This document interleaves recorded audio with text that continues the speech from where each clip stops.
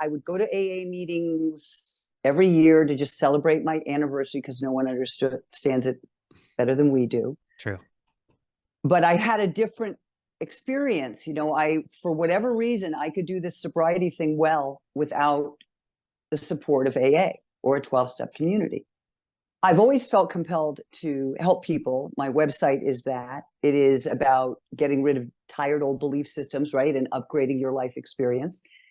But I never really focused on recovery. Welcome back to the Sobriety Diaries, friends. I'm your host, Nate Kelly, best-selling author and podcast producer, but most importantly, a recovering alcoholic 8 years from my last drink. I am so grateful to be bringing you these powerful stories of recovery told by you, those who live them. If you're joining us for the first time, check out more information at thesobrietydiaries.com and make sure to share the podcast with one person in your life who may need it today. You never know what they may need to hear. And with that, let's open the diary on episode 109 of the Sobriety Diaries. Welcome back to the Sobriety Diaries, friends. I'm so excited for today's conversation. This individual reached out to me via the beautiful online recovery community and social media connection. She's an author.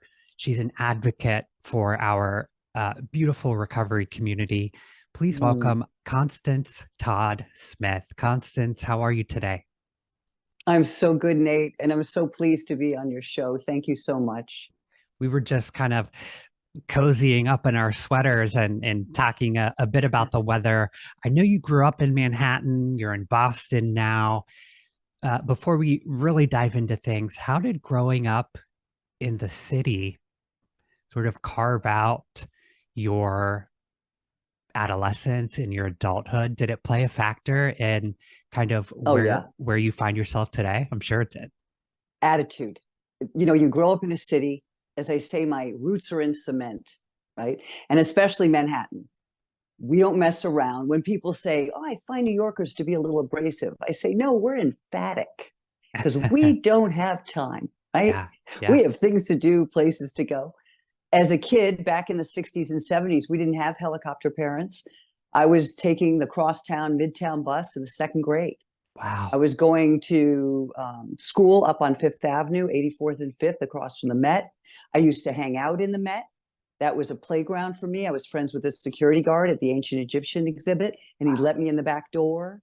So growing up in New York City, everybody wanted to leave and go to the suburbs.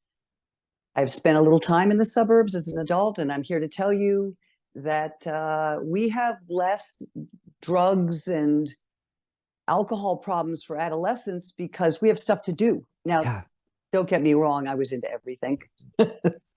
But kids in the suburbs are bored.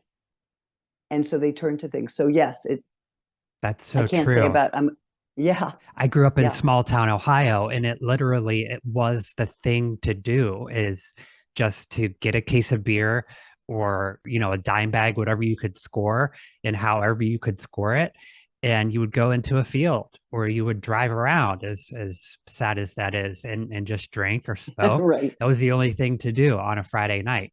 So that makes sense. It could be boredom in some cases, that our youngsters are finding their way to drugs and alcohol. I think that's so true. Mm-hmm. Mm-hmm. So tell us a little more about how did we Mm-hmm. find ourselves seeking a better life? Right on. Okay, so here's the Reader's Digest version. Yes. My alcoholism was nature and nurture, baby. No question. Same. I'm an Irish kid. As a good friend of mine, her name is Patty. I have to give her recognition here. She says, alcoholism doesn't run in my family. It gallops. So same for me, right? My parents were of that time. Think Mad Men, right? The television show. Oh, yeah. Where everything was cocktails and cigarettes and fabulousness. And yes, darling.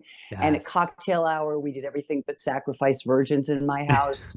Dad went to the bar, got out the perfect glass to go with the perfect cocktail. Mother grabbed the hors d'oeuvres. And it all started out so beautifully.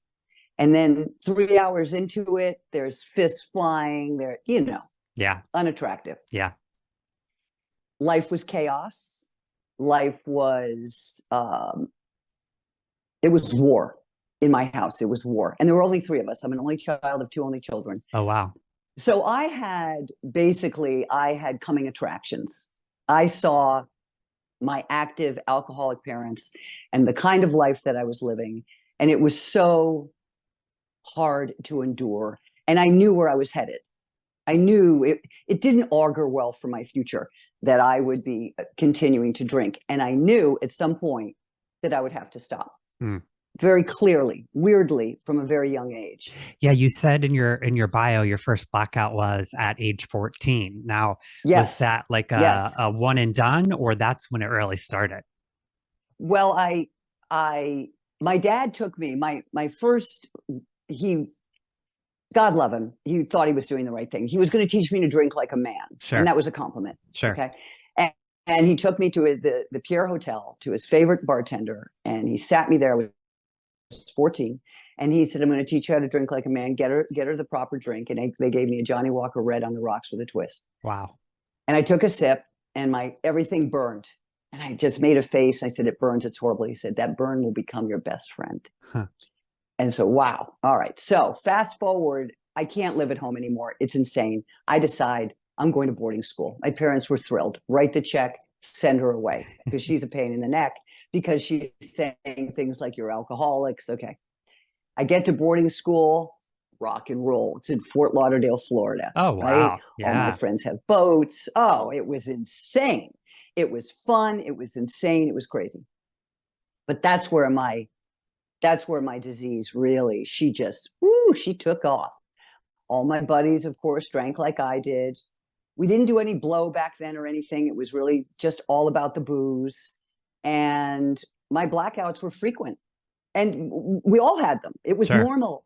What did we do last night? Who did we do? Why did we do it? Yeah. Where did we do it? That was like a regular occurrence. The next morning, you put the pieces together. Yes. Nicole remembers this. I remember that. And you kind of puzzle together. You're not every night.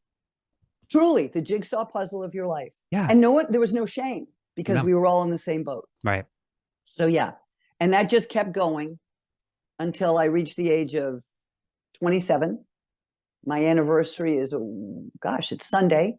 I'll have 38 years. Yes. Right? 38 years. 38 so what years. is that? March 24th. 24th. 24th. Congrats. Yes. 1986. Yeah. Yeah. I mean, I just knew I had to quit. And it finally got to the point, you've heard it. I was sick and tired of being sick and tired. I had shame, lots of shame. That Irish shame. Oh, yeah. I was just hanging with the wrong people, doing the wrong stuff. My decisions, I don't even call them decisions. I was just bouncing around like a ball in a pinball machine. Oh, you've got blow, you've got Peruvian flake, or you've got whatever. Here I come, ready or not. No thought, no consciousness. It turns to survival at some point. Don't you agree? Yes. Like, we're just surviving, It Truly. works until it doesn't. And then it's kind of this, just like, it's almost, you're kind of just along for the ride, or that's how I felt toward the end of it. Truly, I can agree. And there's an expression called the Nantucket sleigh ride. And this is what I equate my life to. Back in the day when there was whaling, what they would do is they would harpoon the whale, and they'd be in the little skiff, right? So they'd harpoon the whale, they'd tie off the line, and then the whale would take off. And the skiff would just be bang, bang. And that's how my life was. I was just banging through the water, tied off on all the wrong people, leading me in all the wrong places. Hey there, future podcaster. I'm Nate Kelly, and today I'm thrilled to introduce you to something that is going to transform your podcasting journey. Are you ready to turn your passion for podcasting into a thriving reality? Let me introduce you to the Podcast Launch Accelerator. Imagine a 6-month mentorship program where you get personalized one-on-one coaching, an action plan tailored to your goals, and a comprehensive podcast growth blueprint. But wait, there's more. We're throwing in exclusive interviews with industry experts, a professional podcast success toolkit, and access to our monetization masterclass. At the end of 6 months, we guarantee you a spot in the top 10%, appearance on top iTunes or Spotify charts, and a monetized podcast with host Red Ads. Ready to launch your podcast? Click the link in today's show notes to secure your spot in the Podcast Launch Accelerator. So I decided one Monday morning, this is it, no mas. I am not carrying on with this. I can't live like this anymore. And I stood in my bedroom because I'm a dramatic girl, like Scarlett O'Hara in Gone with the Wind, and I raised my fist and I said, exactly, as God is my witness, I will never drink alcohol again. And that was it. And here we are. Bam. And here we are. Yeah. So where were you in March of 86? Were you still in Florida? I was in Newport, Rhode Island, the home of the sailing alcoholic community, of which I was a big part. I'm a sailor, and we love our rum. So I was in Newport. So what did you do on that first day? What sort of step did you put in front of the other? What modalities were available to you then? I knew about AA because I knew about 12 steps because my mother kept trying to get sober. So I would go to the family weekends, although I didn't go to AA because my mother had moved to Newport and I didn't want her to see me. She's a saboteur. So I didn't want to go and see her in a meet. It was a part of AA at the time. And so I called my stepfather, whom I adored, and he had been in the program for maybe 12 years. And I said, listen, today I'm never drinking alcohol again. I need you to be my guy. Can you be my guy? And it's funny because I was in Southie in Charlestown when I was drinking, and interesting. So he became my mentor through my sobriety. I realized, I hated my job. So I went and found a new one. Went down to the wharf and I said to a buddy of mine who was at a bar I used to drink at, can I be a waitress here for the summer? I need to make money and get off this damn rock. And she said, God, I'd love to have somebody sober here. Come on down. So I started making plans immediately, Nate, for how to change up my life. I had to move out of my house. God loved my roommates, but they were all crazy like I was. So I found another house, very quiet on the other end of town. And I started exercising like a mad dog. People do 90 meetings in 90 days. I was doing 90 aerobics classes in 90 days, sometimes twice a day. I needed to do something because I had all this energy. Yes. Now, right? I was waking up at 5 a.m. And then there was that dark time between 5 and 7 p.m. Oh. I couldn't figure out what normal people do. What do normal people do? Right? So I would go to aerobics again. And then I'd come out, I was smoking cigs then, and I'd light my Marlboro Light. So I just kind of started exercising and picking out the things that weren't working for me in my life and one at a time, ticking them off. Right? Okay, new job. Let's get that under control. So not taking too much on at the beginning, right? I didn't quit smoking. I didn't quit a bunch of things. Number one was the booze. I get that under control, quote unquote. And then I'll move forward and tick off the other things. Yeah, you made a couple great points. And I think, having a plan in place. Well, listen, if you're going to quit, beautiful. But I think, hearing all of these stories and talking to so many people that have been sober for, a period of time, having a plan in place and or really focusing on changing your routine and pulling yourself out of these, routines and like Groundhog Day, right? You have to change things or else nothing will change. And yes, that 5 to 7 p.m., man, where it starts to get, the sun starts to go down and, that's typically I was 4 drinks in by then, to have things to fill up your time, new hobbies, new friends, getting out of the house, exercising, these things that, are physical, that move our body and sort of take us out of that old, stale routine. Brilliantly said. Exactly. Yeah. Exactly. Yeah. Is exercise still a part of your routine? Yes, I actually am a yoga student and a teacher. Amazing. So I went from aerobics, which was the thing, right, and right And Jazzercise, aerobics. That was I mean, it was so much fun, right? late The 80s. music was turned up, was dancing. Oh my God, Yeah. my leotard with the G-string. I was Yes. so bad and so good all at the same time. So Yeah. good. Yeah. I'm an 80s baby, so I love that nostalgia. Hmm. So, Constance, at what point in your recovery journey did you then want to kind of start helping others or sharing your story, as a way to build a community or perhaps mentor folks that are also in recovery? Well, basically, it happened about literally like 5 minutes ago. Okay, so I have I have always been honest about my sobriety, but I've never really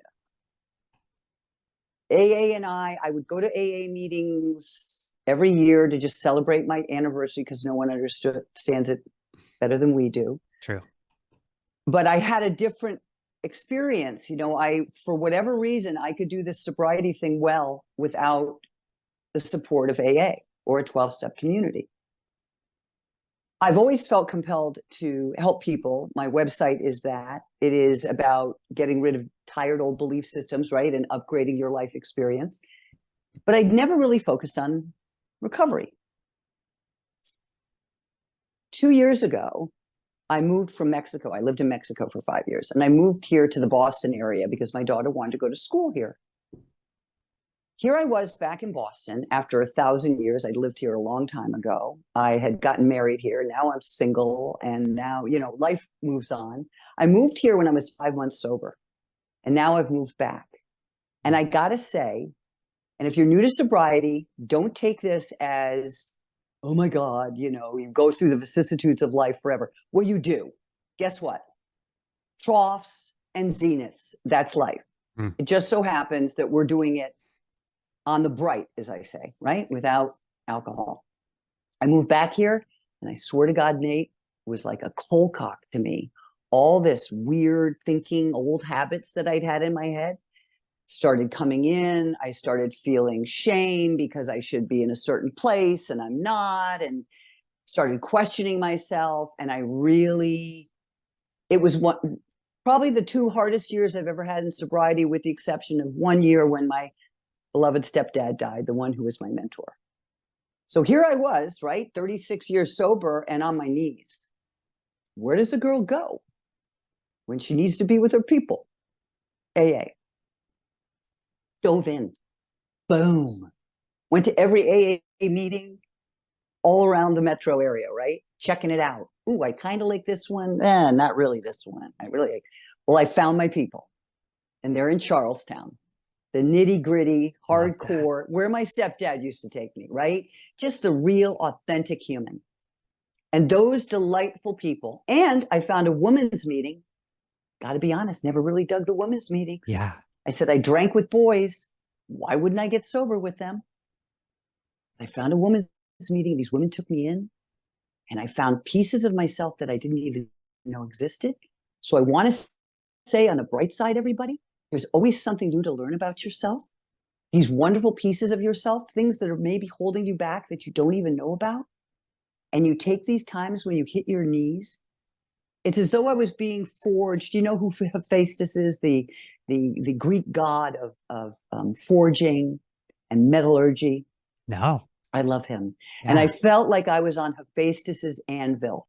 So anywho, long story short, one thing that really struck me was that back in the day when you slipped, we call it slipping then, right? And went back out, you might be out for a year, 2 years, 3 years, 10 years, whatever. But you came back, or you stayed living and you're still out there. Now there's fentanyl.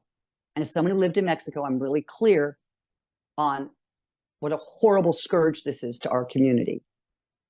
I'm sitting in these rooms with people, and people are going to wakes every week. Oh, did you hear so-and-so went out? He died, she died. So all of a sudden it hit me. Boom. Wait a minute. I've got a lot of time under my belt. I have a lot of info. I've already written 2 books that I haven't published. I wrote them for myself and my daughter. I could write a book about this. I've been the CEO's wife and spent more time in caves in the Napa Valley than any sober person should. I know how to handle business and personal and first dates and whatever you're doing. Sober, weddings, funerals, you name it. So I decided to write a book for recovery, how-to skills in recovery. And that's what did it. It was literally diving into this community. I couldn't be more grateful. It's so interesting, is it, how our recovery journeys evolve, and AA works for us at some points and it doesn't work for other people, and exercise works and the online community works, and it's really a personalized journey. And I love how you said that you've been in and experienced all of these different levels of success and challenges, and we can now put that into work, right? And I kind of look at it as, who are we not to share our experience in hopes that it may help others? Who are we not to maybe share an embarrassing story if it can help somebody get sober, or, in the best case, save someone's life? And, that's how I kind of look at my platform now. I am called to do this, and I'm so grateful that I get to help share stories like yours. So I definitely relate to you in that way as well. Well, when you're authentic, Nate, which is what you are, which is what drew me to your podcast. I love your authenticity, your sweet nature, right? I said, oh my goodness, this guy could be a friend. Let's have a cup of coffee. Yeah, thank you. I agree. When you're authentic, and this is why I think AA works for so many people, and I love what you said, it works for some, doesn't work for others, might work today, might not work tomorrow. I don't have the answers for anybody else's sobriety but my own. And I only share what works for me. And perhaps it'll work for you too. And that would be a boon, right? The big thing I have found in sobriety, and especially in the halls of AA, is that we're authentic, and we, warts and all, here's who I am. And when you, like on your show, can say to people, hey, this is who I am, warts and all, it gives maybe somebody else the impetus to say, well, hang on. He's just telling everybody about this out in the world, and it's okay. He's not hiding under his desk. People aren't lobbing rotten tomatoes at him. And if they are, whatever. Whatever. Right? So you give permission. Your authenticity gives permission for others to come into this space as well. And I just think that's wonderful. I want to talk about the Sober Companion and the sort of inspiration behind it. You mentioned sort of writing for yourself, which I think is genius, because I think that's how a lot of books end up getting published, is we just kind of start writing things. We're journaling. You mentioned writing for yourself and your daughter. And now, as an author, let's talk about your process a little bit, and how, it ended up being the Sober Companion. It really was spurred on by the AA community and the fentanyl crisis. And that inspired me. And I just sat down one day. And it's funny because I have this fellow who's working with me to maybe get one of my other books out. And I wrote him a letter. I said, you're not going to believe this. I'm taking a hard left. Can I put those other two on the back burner? I have an idea. I'm going to dive in. I'm going to write a couple chapters and send them to you. And they just flowed. My process is, it flowed. Yeah. Because it felt so right to do. And it's so easy for me. I'm pretty good at the whole life skills thing in life, because it is something I've been teaching people for a while. Stand up straight, look people in the eye, practice what you're going to say, fundamentals, right? And then kind of putting that on top of, oh, you're in recovery. So it just flowed for me, and is flowing for me. And right now I'm almost finished with the book. So in it, I give you examples of so many different things, that how to prepare for life. So you're going to a party, you don't know people there, you're a little nervous. Well, first of all, eat something before you go. Yes. This is just a quick example. Eat food. Food, food, food, food, food. Food's your friend. I have nuts with me all the time. I'm like a squirrel. I also have cheese with me all the time. Love it. Anything that'll give you sustenance, right? Prepare if you're going out and people might say to you, why aren't you drinking? You need to prepare for that. Don't be taken off guard. One thing I tell people is other people can't, they can't argue with your feelings. So if you say, oh, I just don't feel like it tonight, but don't let that stop you. Yeah. And then throw it right back at him. Boom, it's done. You don't, and also you never have to answer the question. You can always divert. And I give examples and I suggest that you stand in front of the mirror and practice. As a yoga teacher, I know that in order for me to be succinct and to get you to lift your right hand and your left leg at the same time, that I needed to practice that out loud, out loud, out loud. So I suggest that you stand in front of the mirror and say these things, these little phrases, and then make them your own. Maybe my words are not your words, but start to own your sobriety, right? Start to feel good in it. It's like, I think it's a badge of courage and honor. I think sobriety is a superpower mostly. For sure. And so that's hopefully what I'm putting forth in this book. I have not found a literary agent yet. I'm in the throes of putting together a query letter and all that one does. But I'm so looking forward to getting it out there. And so this is a whole, hey guys, when you put down the booze, man, drugs, whatever your thing is, Yeah. you can't believe what cool stuff is waiting for you on the other side.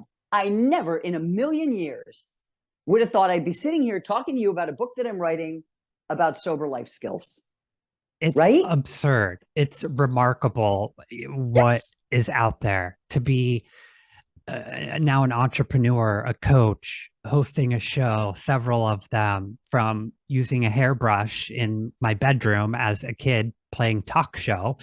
I diverted the course, for 15 or so years, but really the sky is the limit. And I love what you said about practicing in the mirror. Yeah, you got to see how it looks, see how it feels, embody that. You got to believe it yourself before you say it to anyone else and expect them to believe it as well.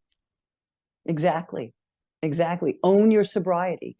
People don't need to know about it. You don't need to run around out there and tell everybody what's going on. It's nobody's damn business, honestly. Exactly. And that's a lot of what I put in there is information so you can deflect. Yep. But you got to own it, man. You've got to feel good about it. You really do. Really Mostly. do. So, Constance, I like to end with some tangible or some takeaways. If somebody is listening today and still struggling, a lot of our audience is within the first 90 days of recovery. This goes perfect with the book. These are tips, tricks that we can offer them. What are some takeaways or some things that we can do today if we're struggling or not quite yet where we want to be, that we can leave the audience with? I like to say, first of all, that this too shall pass. And our struggling days sober don't amount to anything that we were doing when we were using. So remember, you have it in you to do whatever you need to do for the day. I like to start my day in appreciation. Immediately, my eyes open and I start appreciating my warm bed. Maybe some birds are chirping outside, my cat's purring, my dog's snoring. I like to buoy myself up. So I believe that you should give yourself kudos all the time. Look at me. I'm putting one foot in front of the other, right? Make your bed. I'm a Jordan Peterson fan. Yes. I love him. Get up, make your bed. First accomplishment of the day. Easy. Right? Yep. Easy. You've accomplished something. Little things. Don't take everything on at once, all newly sober people. Do one thing at a time. You've quit drugs, alcohol, whatever your thing is. You've done that. That's all you need to do now. You need to eat sugar? You eat sugar. Yeah. You need to smoke a butt? Smoke a butt. Right? Be kind to yourself. Be kind. Don't beat yourself up. Listen to nice music. Watch your favorite movies. Get in your imagination. Start living the life, a quiet, sweet life. And it just takes a little time to get used to. but you can do it. Just keep putting one foot in front of the other, one foot in front of the other. You got this. Mm. Well, where can people find you online if they're, interested in learning more? Or I know you have some mentorships and some options for listeners as well. Where can we find you online? You can find me at constancealignment.com, ALIGNMENT.com. And there I have a bunch of courses on belief systems and meditation, journaling. I'm a big meditator. Oh, I love it. Yeah. And so there, and I've also just started the sober corner on there because here we are. Yes. I've just started this in my life. You can find me on Facebook, Constance Todd Smith. I'm an open book. And on Instagram, also Constance Todd Smith or Constance Alignment, ALIGNMNT, no E in the end. And I reach out to me. I love connecting with people. I love we are so amazing, us sober people. And I believe this with all my heart. We are the luckiest people in the world, the luckiest, because we have found ourselves and we get to open to the miracle that is life that eluded us for so long. And we don't even know the cool stuff that's waiting for us. So, and I'm just, it really so is a superpower. I agree with you 100% on that. Constance Todd Smith, writer, speaker, sober companion. I'm so grateful we crossed paths, my friend. Let's keep in touch. I would love that, Nate. You're a gem. Thank you for being in this community. Thank you so much. Appreciate you. Thanks so much for listening today, friends, and downloading our episodes. Hopefully you heard something inspiring today and that resonates with you. For more information and to apply to be a guest on the show, head over to thesobrietydiaries.com or follow us on Instagram at Podcast Revolution Studios. I love chatting with you guys. Check out all of our video episodes at youtube.com/Nate Kelly. Make sure to subscribe to the show now so you never miss an upload. We're back with new episodes every Wednesday. Goodbye, everyone.